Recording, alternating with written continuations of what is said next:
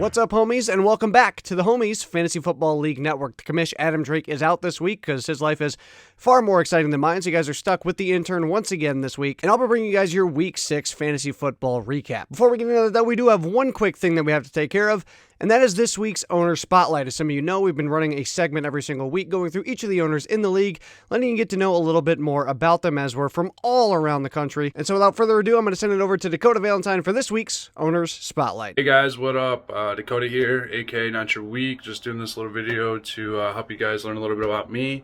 I am 24, currently living in Massachusetts, but I'm born and raised from Michigan.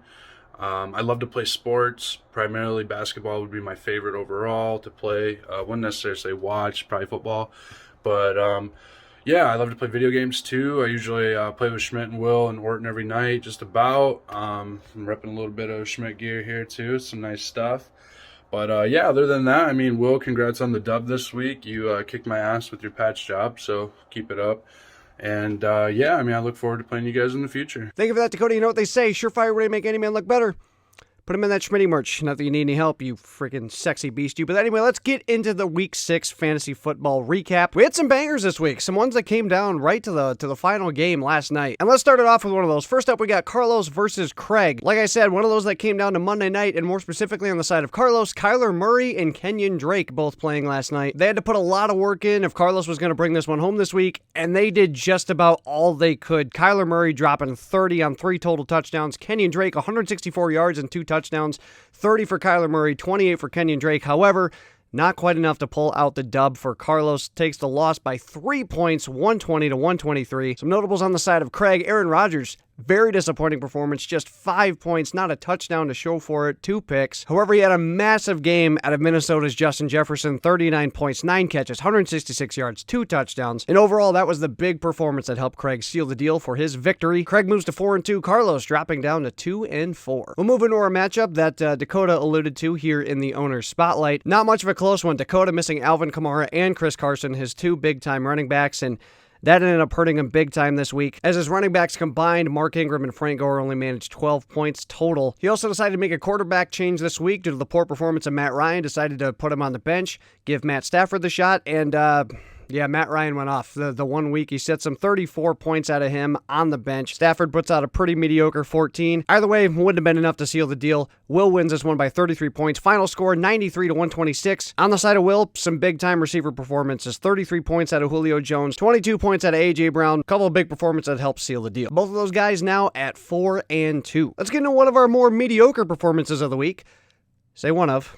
We're coming to it. But we got Adam taking on Orton in one of our lower scoring performances this year. Honestly, not a whole lot to talk about. Just made up of a lot of average performances. We'll start off with Adam, 16 out of Tom Brady.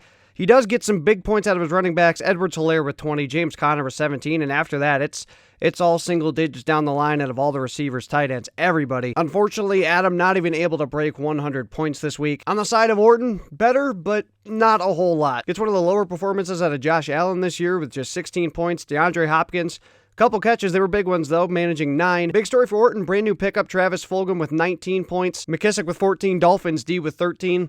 Just enough to edge out Adams' 97, Orton dropping 104. Gives him that 7-point victory. Both teams move on to 3-3. On the flip side, we'll move to a massive blowout victory and a high-scoring one as we had Dylan taking on David, and David's team just flat out came to play this week. Quarterback Deshaun Watson, 34 points on 4 touchdowns. Derrick Henry, 212 yards, 2 touchdowns, gets him 40 points. Amari Cooper with 20, George Kittle with 23, Cardinals D with 14. Moving over to Dylan, honestly, a pretty solid performance. Nothing to be too upset about. Cam Newton with 18, Terry McLaurin with 14, Will Fuller with a very nice game, 24 points, Hayden Hurst 15, Deebo Samuel 18, nets him a pretty solid 119 points on the week, but like we said, David's team just came to play, drops 168. That nets him a 49-point victory, easily the biggest one of the week, and once again, both teams move on to 3-3. I said we had more mediocre performances to talk about.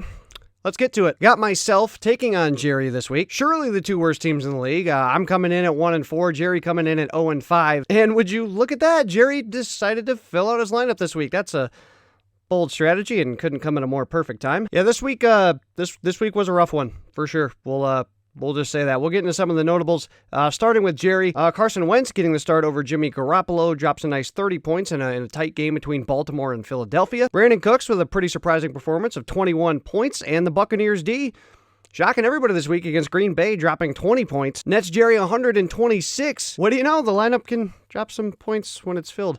We'll move to the other side. For my team, couple solid performances. Lamar Jackson, one of his better ones of the year, finally decided to show up. 29 points. Got a good rushing performance out of him. Chase Claypool, one of the new additions, dropping 17. Decent performance out of the defense, getting 13. But the rest of the team just not good. Mike Davis and Zeke were projected for about 20 apiece, and they get that combined. I get another goose egg out of a receiver. That's 3 receivers in the last 2 weeks, and I yet again decide to grab another kicker that can't make a field goal. So we're taking applications down below in the comments. If you need anybody that you need to have 0 points, not get a single catch at all, or if you need a kicker to badly miss kicks, drop them down below in the comments, and I'll be sure to pick them up. I think my team got brutally confused when they heard that Trevor Lawrence was probably going to come out of the draft this year. They thought they could make a running for him by tanking, and I don't think my team necessarily qualifies for that. I did a great job with my teammate telling everybody else to prepare their anus, when in fact it looks like it's mine that needs the preparation, and at this point probably a few repairs. GG's to Jerry this week. Jerry secures his first win. Both of us now at 1-5, just fighting for that bottom spot. But we'll move on to our final matchup, and this was one of the crazier ones. One of the other ones that came down in the final game last night. We got Matt taking on the undefeated Jose. Matt coming in 2-3, Jose coming in 5-0. Somebody's got to stop El Grande at this point, and very solid weeks out of both of their teams. Like we said, it came down to last night. Christian Kirk, one of the new pickups for Matt, had by far one of his best games of the year last night. Had 2 big catches last night. Both of them were touchdowns, managed 86 yards as well, giving him 22 points, but he needed just a couple more, taking the 2-point loss to Jose, 140 to 142. They must have done some adjustments after last night's game, because I thought Jose had 144. Regardless, Jose just narrowly stretching out the victory to remain undefeated. But it was a pretty high-scoring game overall, and like I said, very, very close one. Some other notables: Patty Mahomes doing his thing, 22. Ronald Jones with 25. The Steelers D with 19, and Younghoe Koo, the kicker from Atlanta, with a solid 16 points. I might need to make a trade for that guy. Matt also suffering from a little bit of Schmitty syndrome with a 0 out of John Brown. I feel your pain, Matt. On the other side for Jose, Ryan Tannehill, another big game, 32 points with 4 touchdowns total. Myles Gaskin and James White, not the biggest names out there, but they get 16 and 14 respectively. Travis Kelce, another big day with 21. T. Higgins with 18. The always reliable Justin Tucker with 13.